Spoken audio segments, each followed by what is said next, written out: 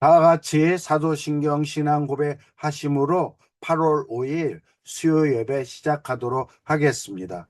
전능하사 천지를 만드신 하나님 아버지를 내가 믿사오며 그 외아들 우리 주 예수 그리스도를 믿사오니 이는 성령으로 잉태하사 동정녀 마리아에게 나시고 본디오 빌라도에게 고난을 받으사 십자가에 못 박혀 죽으시고 장사한 지 사흘 만에 죽은 자 가운데서 다시 살아나시며 전능하신 하나님 우편에 앉아 계시다가 저리로서 산 자와 죽은 자를 심판하러 오시리라. 성령을 믿사오며 거룩한 공예와 성도가 교통하는 것과 죄를 사하여 주시는 것과 몸이 다시 사는 것과 영원히 사는 것을 믿사옵나이다. 아멘. 찬양은 주님 다시 오실 때까지 함께 찬양하겠습니다.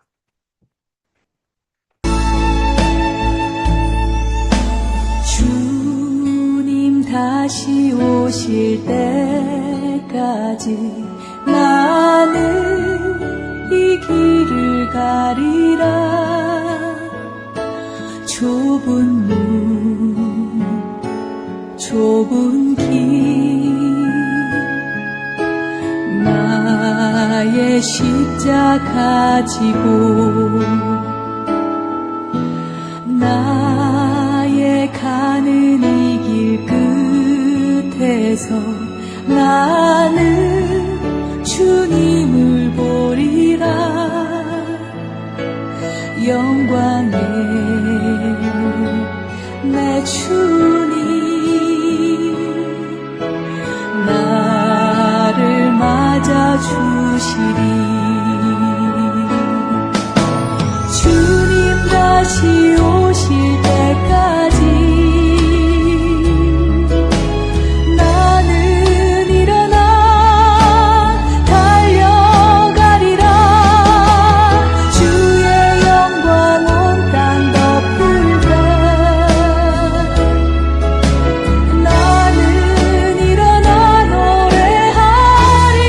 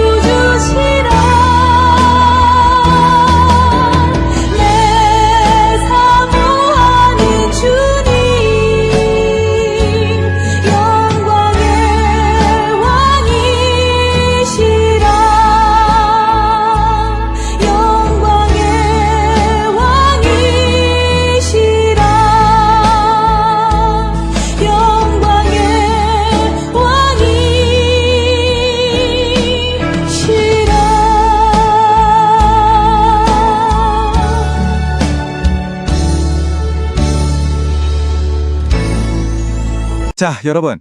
성경 교리의 가장 깊은 핵심을 명확하고 생생하게 짚어보는 해설 시간에 오신 것을 환영합니다.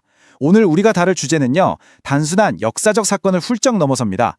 기독교 신앙의 심장부이자 우리 삶의 모든 것을 뒤바꿔 놓는 엄청난 사건, 바로 부활의 능력에 대해 집중적으로 파헤쳐 보려고 하는데요. 이 복잡하고도 경이로운 주제를 아주 명쾌하게 정리해 드릴 테니까요. 끝까지 시선 고정해 주시길 바랍니다. 본격적으로 한번 들어가 볼까요? 로마서 4장 25절 말씀입니다. 이 구절 정말 오늘 나눌 모든 이야기에 든든한 신학적 단 역할을 제대로 해주는데요.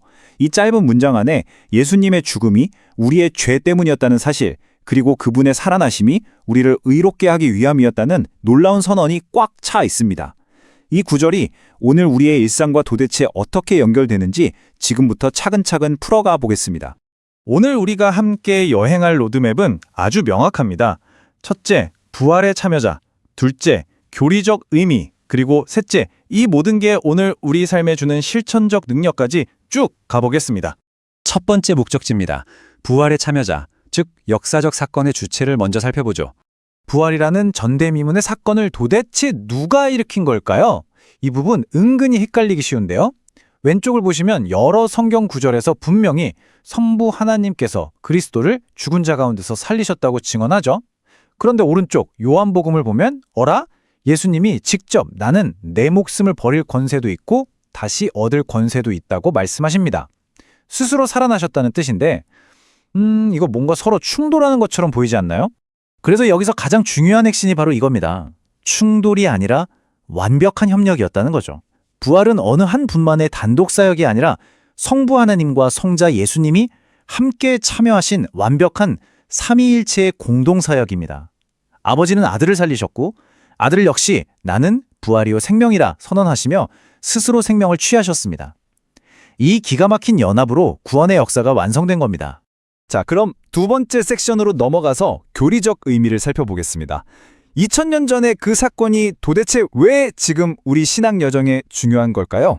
이 부분을 이해하려면 조금 무겁게 들릴 수 있는 신학 용어 하나를 확실히 짚고 넘어가야 합니다. 바로 칭의인데요. 쉽게 법정을 한번 상상해 보세요. 칭의는 하나님이라는 최고 재판관이 여러분 서류에 무죄 혹은 비청산 완료하고 승인 도장을 쾅 찍어주시는 것과 같습니다. 형벌은 이미 다 치러졌고 하나님의 진노는 완전히 거두어졌다는 가장 확실한 법적 선언이죠. 그리스도의 부활은 우리에게 이 세 가지를 철저하게 보장해 줍니다. 1단계, 새로운 생명을 얻는 거듭남. 2단계, 방금 살펴본 칭의라는 승인 도장. 그리고 3단계, 미래에 얻게 될 온전하고 새로운 몸입니다. 이 부활의 생명력이 어떻게 우리에게 순서대로 적용되는지 하나씩 짚어볼게요. 먼저 1단계, 거듭남입니다. 물론 완전한 육체의 부활은 우리가 아직 기다리고 있지만요. 사도 베드로와 바울에 따르면 우리는 이미 새 생명으로 태어났습니다. 우리가 그리스도인이 될 때 예수님을 무덤에서 일으킨 그 어마어마한 부활의 능력이 이미 우리의 영 안에 들어와 역사하기 시작했다는 뜻입니다. 우리는 지금 당장 새로운 부활의 생명력을 누리며 살고 있는 거예요. 2단계는 칭의의 확증입니다. 여러분 생각해 보세요. 예수님이 십자가에서 돌아가셨을 때 내 죄값을 진짜 다 치르신 건지 우리가 어떻게 확신하죠? 바로 부활입니다. 성부 하나님이 예수님을 다시 살리셨다는 그 사건 자체가 오케이, 희생이 완벽하게 승인되었다, 빚은 깨끗하게 청산되었다 하고 보여주시는 우주적인 영수증인 셈입니다. 예수님의 부활이 곧 우리를 향한 완벽한 승인 선언인 거죠. 그리고 3단계, 장래의 부활 몸입니다. 사실 지금 육체의 한계나 잦은 질병, 만성 피로 때문에 힘드신 분들 참 많으시죠? 하지만 고린도전서 15장을 보면 예수님을 부활의 첫 열매라고 부릅니다. 과수원의 첫 열매가 맺히면 줄줄이 똑같은 열매들이 열릴 걸 알 수 있잖아요. 예수님의 부활한 몸은 장차 우리가 입게 될 영광스럽고 완벽한 미래의 예고편이란 뜻입니다. 그런데 여기서 기가 막힌 대조가 하나 등장합니다. 예수님은 부활하신 후에도 손과 옆구리에 상처 자국을 그대로 남겨두셨습니다. 우리를 위해 고난받으셨다는 아주 영원하고도 독특한 사랑의 표식이잖아요.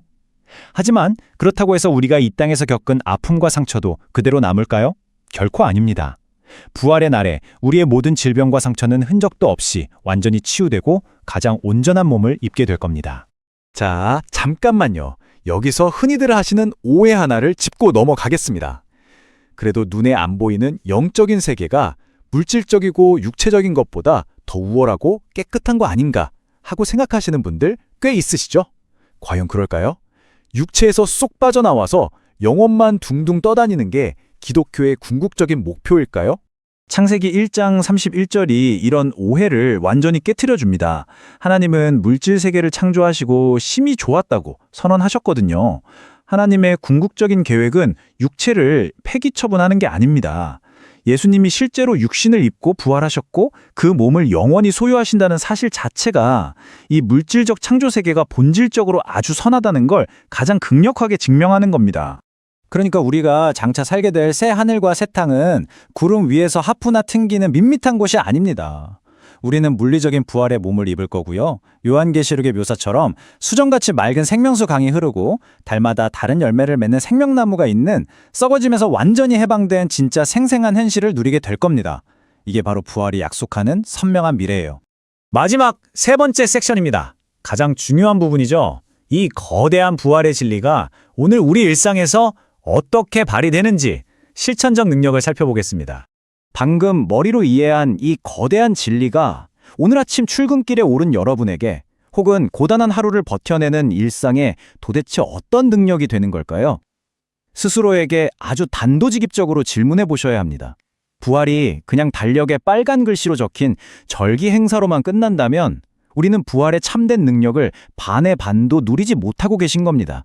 여기서 정말 흥미롭고 놀라운 점은 부활이 미래의 희망사항일 뿐만 아니라 현재의 능력으로 작용한다는 겁니다.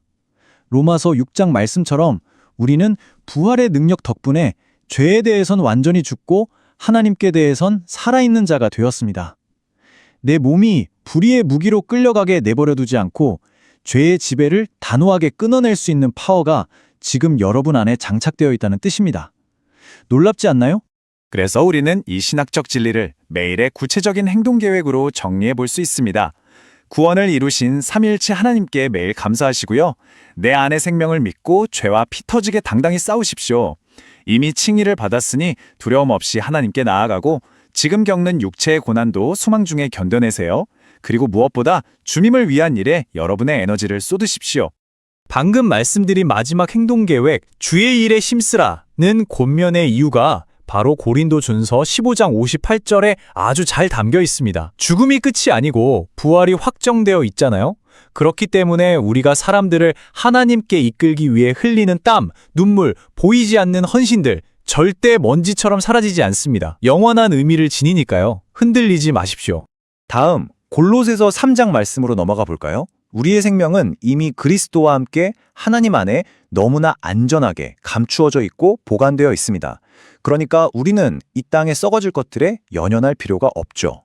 부활은 우리의 시선을 땅에서 저 영원한 하늘의 보상으로 쫙 끌어올려 고정시켜주는 아주 강력한 렌즈 역할을 해줍니다. 자, 이제 마지막 질문을 던지며 오늘 해설을 마무리하려고 합니다. 사망 권세를 산산조각 낸 그 어마어마한 부활의 능력이 지금 이 순간 여러분 안에 숨쉬고 역사하고 있습니다. 그렇다면 여러분이 당당하게 승리하는 삶을 살지 못하도록 발목을 잡고 주저앉으는 건 도대체 무엇입니까? 내 안에 이 거대한 능력을 진짜로 한번 믿어보십시오. 오늘의 설명이 여러분이 현실의 장벽을 부수고 나아가는데 강력한 무기가 되었기를 바랍니다. 지금까지 부활의 능력에 대한 해설 시간이었습니다. 감사합니다. 오늘 우리가 공부할 내용은 부활입니다. 지난번에 부활 첫 번째 공부하는 시간을 가졌는데요. 오늘은 그 내용에 이어서 두 번째 공부하는 시간을 갖도록 하겠습니다. 예수님에게 있어서 가장 중요한 사역, 물론 모든 사역이 다 중요하지만 예수님이 십자가를 지시고 돌아가신 것, 그리고 다시 부활하신 것, 이것이 예수님 사역의 핵심이며 복음 내용의 핵심이기도 합니다. 지난번에는 예수님의 부활에 대해서 공부를 했는데 오늘은 예수님의 부활을 믿는 우리들에 대한 이야기를 하도록 하겠습니다. 예수님의 부활을 믿는 자는 어떻게 되는가? 그리고 예수님의 부활을 믿는 자는 어떻게 살아야 하는가? 이것에 대해서 공부하는 시간을 갖도록 하겠습니다. 핵심 주제는요, 성부와 성자께서 함께 이루신 그리스도의 부활은 우리의 거듭남과 칭의와 장래의 부활을 보증하며 이 생애에서 거룩하게 살아갈 새로운 능력과 이유를 제공한다. 네, 이 내용을 풀어서 공부하도록 하겠습니다. 핵심 구절은요, 로마서 4장 25절입니다. 예수는 우리가 범죄한 것 때문에 내줌이 되고 또한 우리를 의롭다 하시기 위하여 살아나셨느니라. 오늘의 한 문장 기억하시기 바랍니다.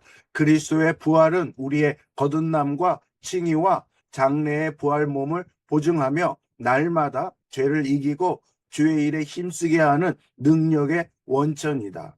그리스도의 부활은요, 우리의 거듭남과 칭의와 장래의 부활의 몸을 보증하는 사건이 됩니다. 그리고 날마다 죄를 이기고 주의 일에 힘쓰게 하는 능력의 원천이 됩니다. 첫 번째 공부할 제목은 성부와 성자가 모두 부활에 참여하셨다입니다. 부활의 주체가 두 주체이신데요. 먼저 몇몇 본문은 성부 하나님이 그리스도를 죽은 자 가운데에서 다시 살아나게 하셨다라고 분명히 말하면서 부활의 주체는 성부 하나님이신 것을 말을 합니다. 그러나 성경 다른 본문에서는 예수님도 그분의 부활에 친히 참여하셨다라고 말합니다.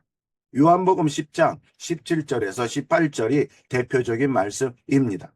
내가 내 목숨을 버리는 것은 그것을 내가 다시 얻기 위함이니 이로 말미암아 아버지께서 나를 사랑하시느니라. 이를 내게서 빼앗는 자가 있을 것이 아니라 내가 스스로 버리노라.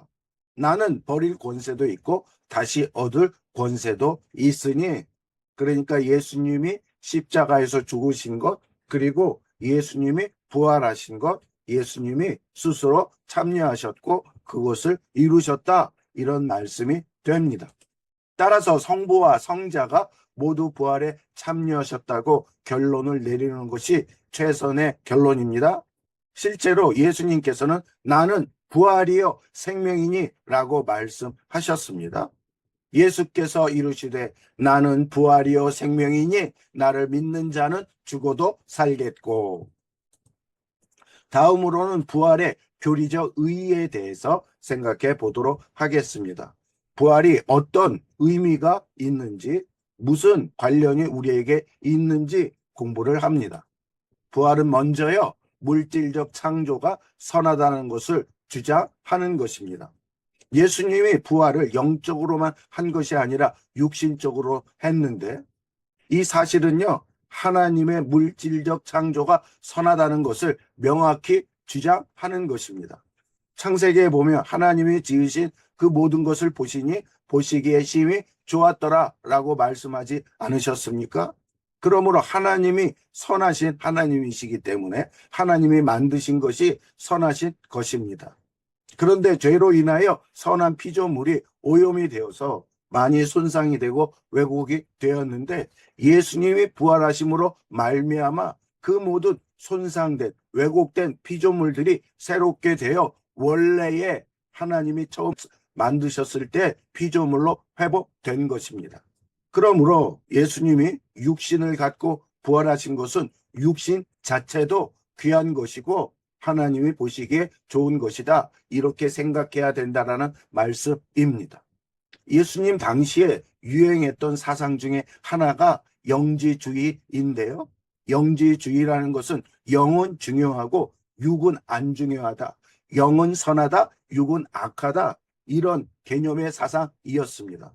그러므로 당시에 예수님의 육신적 부활을 인정하지 않는, 왜냐하면 육신이 악한데 악한 것으로 부활하지 않으셨다, 예수님은 영만 부활했다, 이렇게 주장하는 교파도 있었습니다.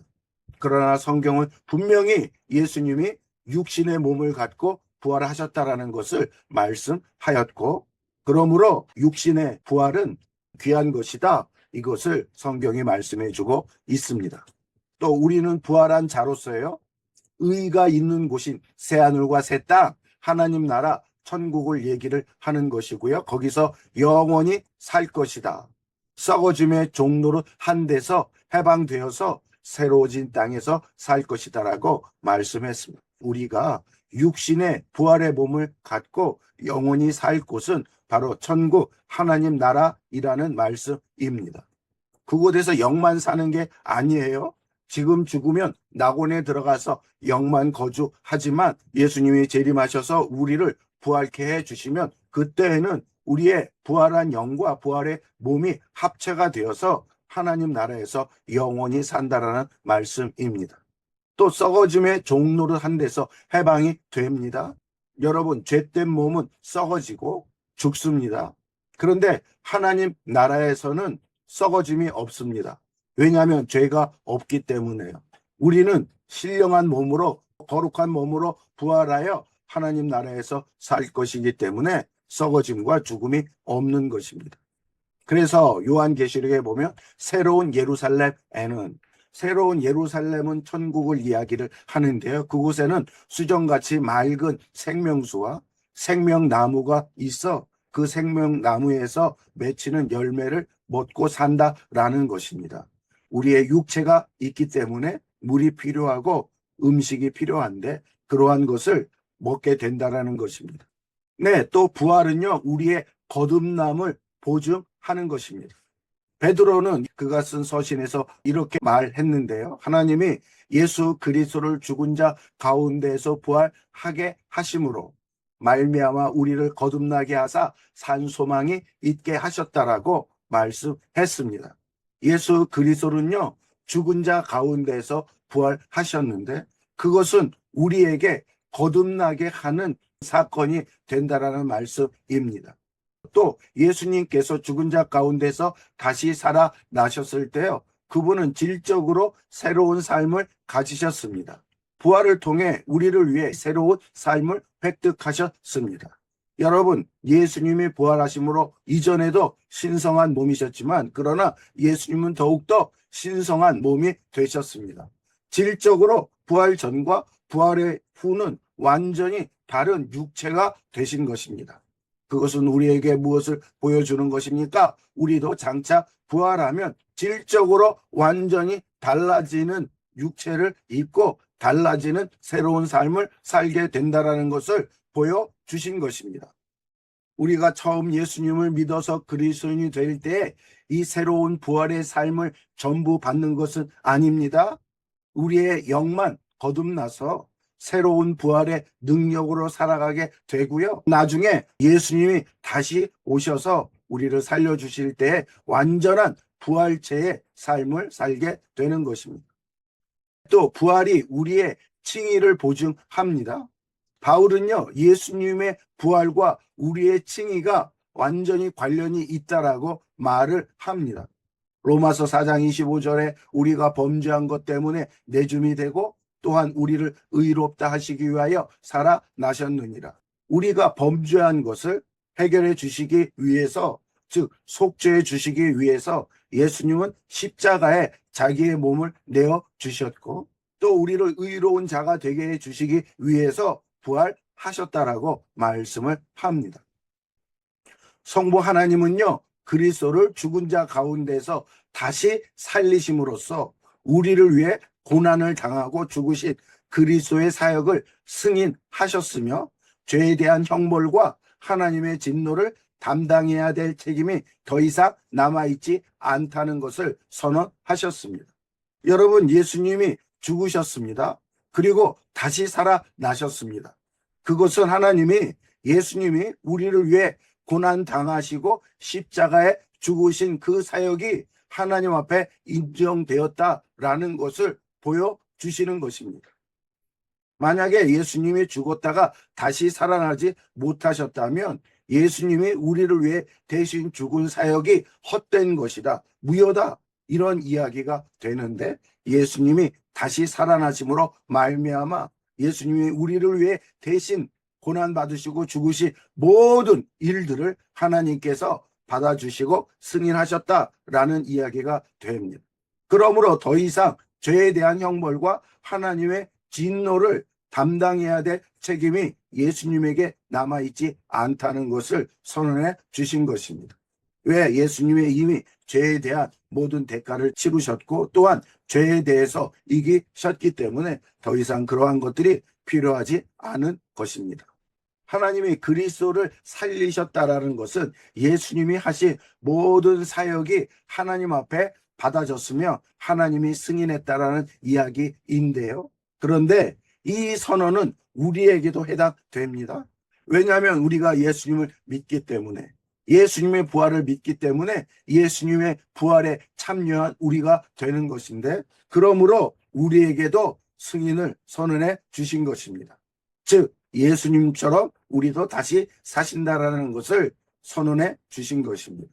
예수님의 부활은 또 우리에게 우리도 온전한 부활의 몸을 받을 것을 보증해 주는 것입니다.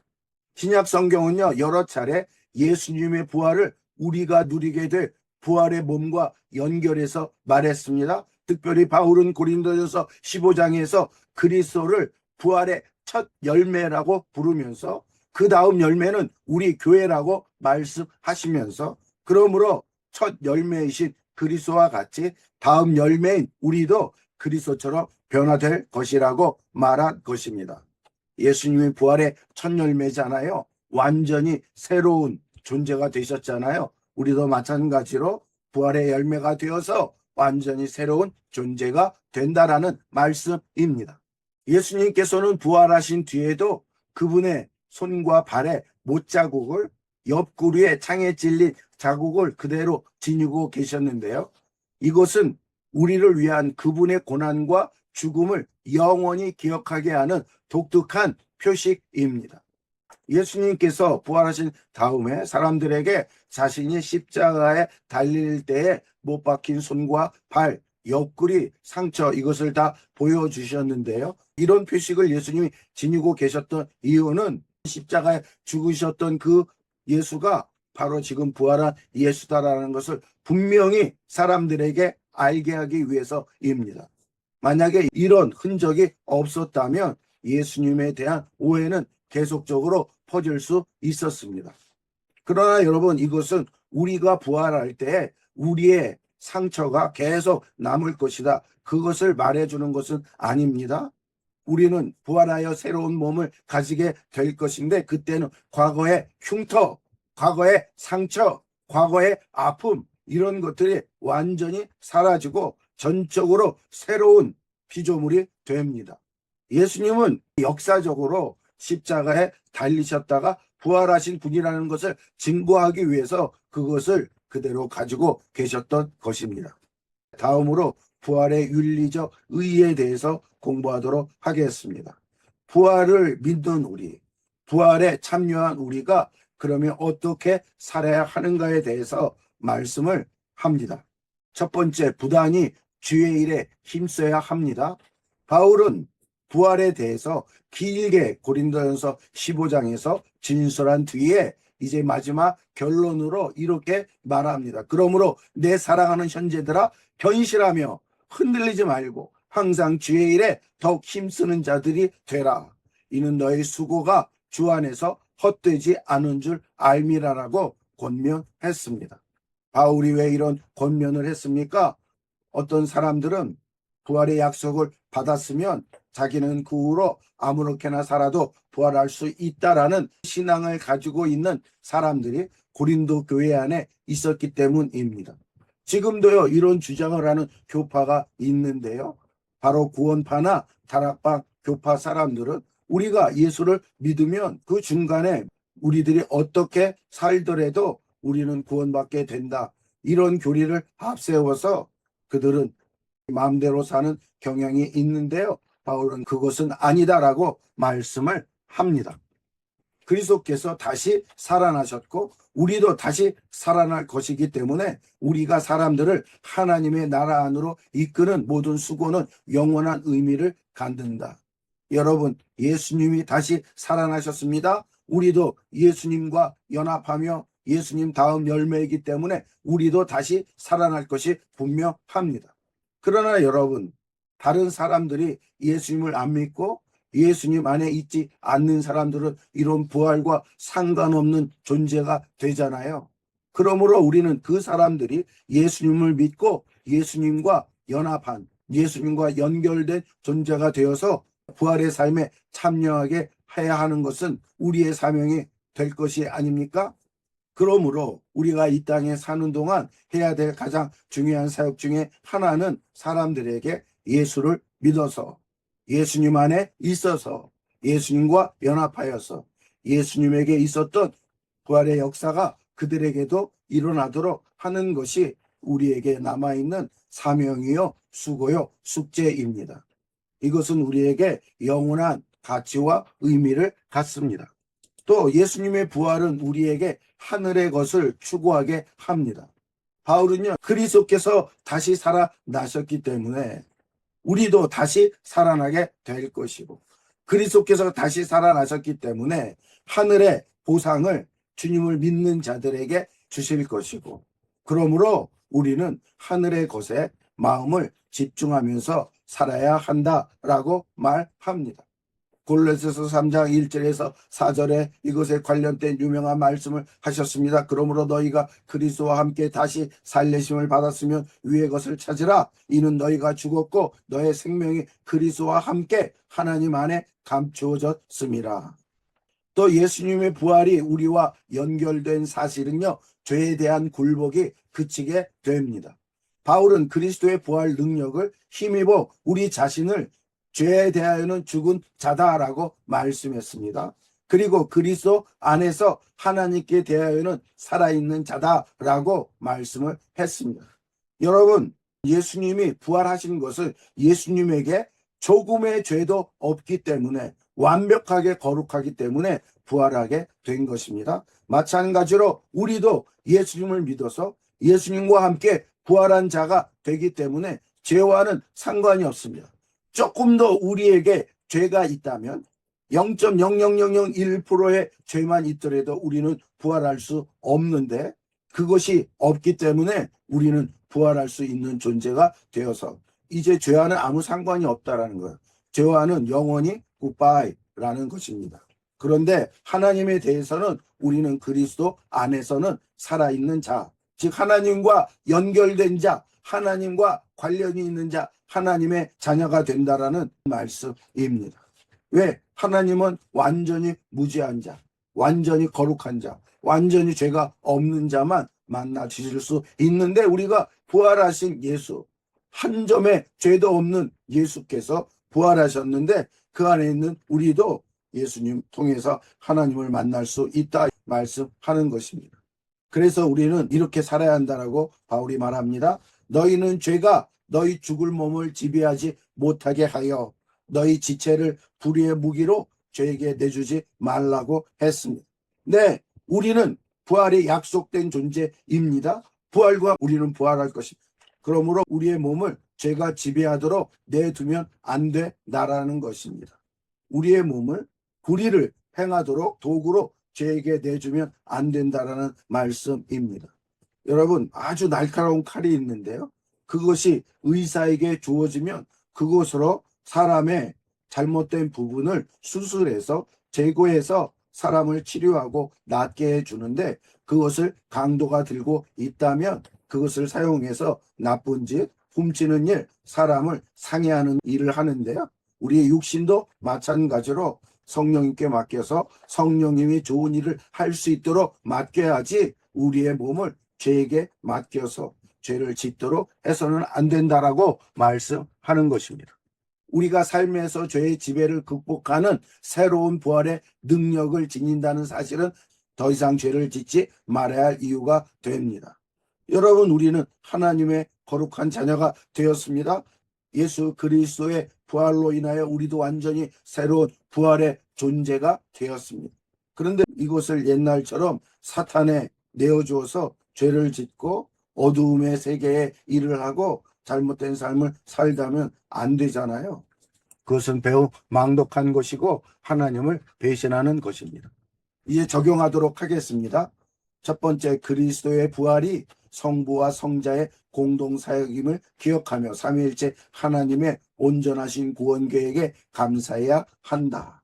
두 번째, 부활을 통해 얻은 새로운 영적 생명이 내 안에서 일하고 있음을 믿어야 합니다. 적용 세 번째는요.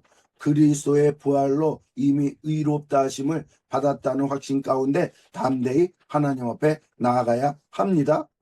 네 번째, 장차 받을 부활의 몸을 바라보며 이 생의 육체적 한계와 고난을 소망 중에 견뎌야 한다. 이제 실천적 적용 다섯 번째, 마지막으로 부활의 확신을 가지고 견실하며 흔들리지 않고 항상 주의 일에 더욱 힘쓰는 삶을 살아야 합니다. 결론의 말씀 네 가지 읽어드리겠습니다. 그리스도의 부활은 성부와 성자께서 함께 이루신 삼위일체적 구원 사역이다. 두 번째, 부활은 물질 창조가 선함을 확증하며 우리의 거듭남과 칭의를 보증하는 근거가 된다. 세 번째, 부활을 통해 그리스도께서 획득하신 새로운 부활의 능력은 지금 우리 안에서 죄를 이기는 힘으로 역사한다.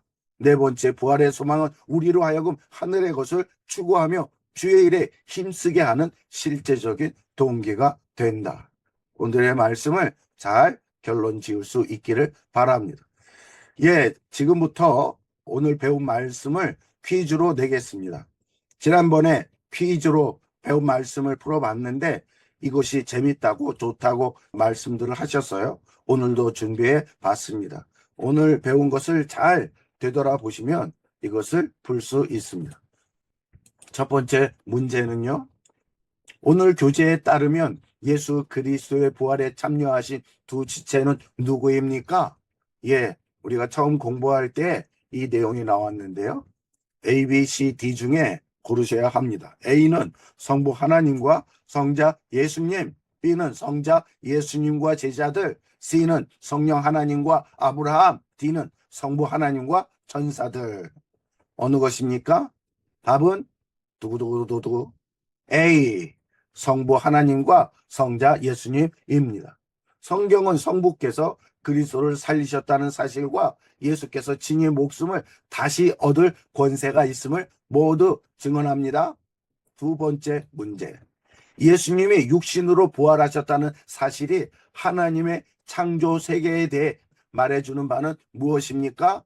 A는 물질 세계는 일시적이므로 중요하지 않다. B는 육체는 영혼을 가두는 감옥과 같다. C는 영적인 세계만이 유일하게 영원하다. D는 물질적 창조가 선하다는 것을 주장한다. 여러분 이것도 배웠잖아요? 무엇입니까? 답은 D. 물질적 창조가 선하다는 것을 주장한다.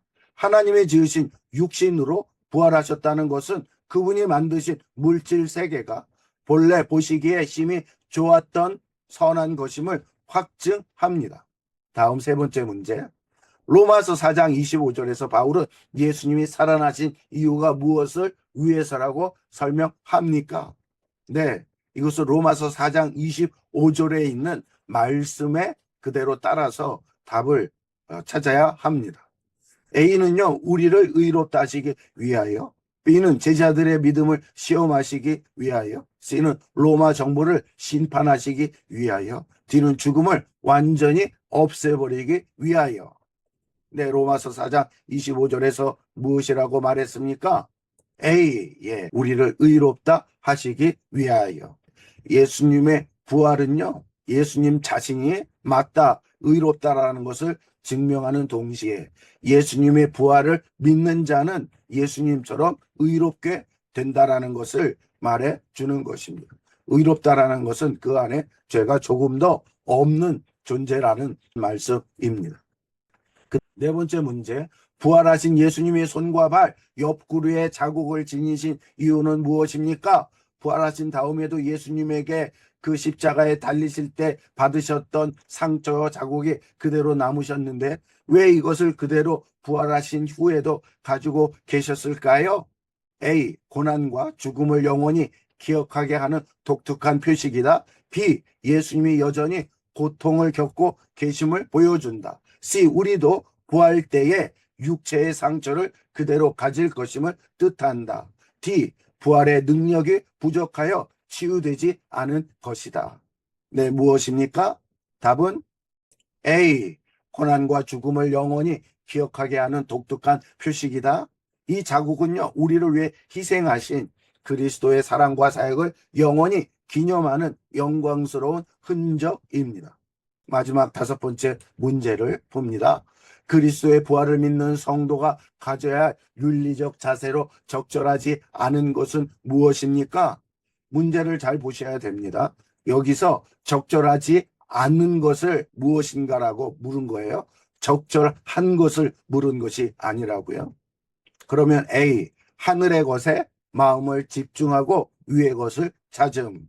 B, 흔들리지 말고 항상 주의 일에 더욱 힘씀. C, 자신의 지체를 불의의 무기로 죄에게 내주지 않음. D, 이생의 고통을 피하기 위해 현실에서 도피함. 예, 4개의 선택지에서 한 가지만 적절하지 않는 내용으로 쓰여 있는 것을 볼 수 있습니다. 무엇입니까? D입니다. 이생의 고통을 피하기 위해 현실에서 도피해야 한다. 그것 아닙니다. 부활의 소망은 현실을 도피하게 하는 것이 아니라 오히려 더욱 견실하며 주의 일에 힘쓰게 하는 원동력이 되게 합니다. 여러분 문제를 잘 푸셨습니까? 몇 문제를 맞히셨습니까? 앞으로 이런 문제를 계속적으로 푼다면 성경 말씀에 대한 지식이 풍부해지실 것입니다. 기도 제목을 같이 읽으면서 기도하고 그리고 주기도문으로 마치겠습니다. 첫째, 성부와 성자께서 함께 이루신 부활의 은혜에 날마다 감사하게 하옵소서. 내 안에 있는 부활의 능력을 의지하여 죄와 싸워 이기게 하소서. 그리스도의 부활로 의롭다 하심을 받았다는 확신 가운데 담대히 살게 하옵소서. 장차 받을 부활의 몸을 소망하며 이생의 고난을 인내하게 하옵소서. 마지막 5번째, 견실하며 흔들리지 않고 항상 주의 일에 더욱 힘쓰는 자가 되게 하여 주시옵소서. 기도하겠습니다. 하나님 아버지, 하나님과 또 예수님, 또 성령님을 통하여 우리에게 부활을 허락하여 주신 것 감사합니다. 예수님의 부활이 곧 내 부활이 된다라고 말씀하셨습니다. 부활로 말미암아 옛날 것은 완전히 끊어버리고 새로운 피조물이 되고 새로운 삶을 살게 해 주시오. 예수님과 같이 의로운 삶을 하나님 나라에서 영원히 살게 해 주신 것을 알게 되었습니다. 감사합니다. 너무나 감사합니다. 너무나 죄 많은 나에게 너무나 놀라운 은혜를 주시고 놀라운 것을 축복해 주시니 감사합니다. 이제 이 부활체가 되었고 부활에 참여할 약속을 받은 우리가 되었사오니 주여, 우리 주님을 본받아 주님이 말씀하시는 그것을 이루며 살 수 있도록 하여 주시옵소서. 견실하며 흔들리지 말고 항상 주의 일에 더욱 힘쓰는 삶을 사는 저희들이 되게 하여 주시옵소서. 아직도 예수님을 안 믿어. 아직도 예수님의 부활을 안 믿어. 예수님의 부활과 아무런 상관없이 사는 사람들이 많습니다. 예수님의 부활과 상관없는 삶은 즉 하나님의 심판, 영원한 심판과 진노를 받는 삶이 됩니다. 하나님, 우리에게 나머지 시간이 있다면 그 나머지 시간을 예수님의 부활을 알려서 예수님의 부활을 참여하여서 예수님과 같이 부활의 삶을 살라고 사람들에게 권면하고 전도하고 기도하는 것이오니 주여, 그런 삶을 살 수 있도록 해주시옵소서. 이 더운 여름날 밖에서 일하시는 우리의 지체들 다 지켜주시고 이 더운 여름을 우리 모든 성도들 다 건강하고 안전하게 이겨낼 수 있도록 해주시옵소서. 모든 말씀 예수님의 이름으로 기도하옵나이다. 아멘. 하늘에 계신 우리 아버지여, 이름이 거룩히 여김을 받으시오며 나라에 임하옵시며 뜻이 하늘에서 이루어진 것 같이 땅에서도 이루어지이다. 오늘날 우리에게 일용할 양식을 주옵시고 우리가 우리에게 죄 지은 자를 사하여 준 것 같이 우리의 죄를 사하여 주옵시고 우리를 시험에 들게 하지 마옵시고 다만 악에서 구하시옵소서. 대개 나라와 권세와 영광이 아버지께 영원히 싸움나이다. 아멘. 수고하셨습니다.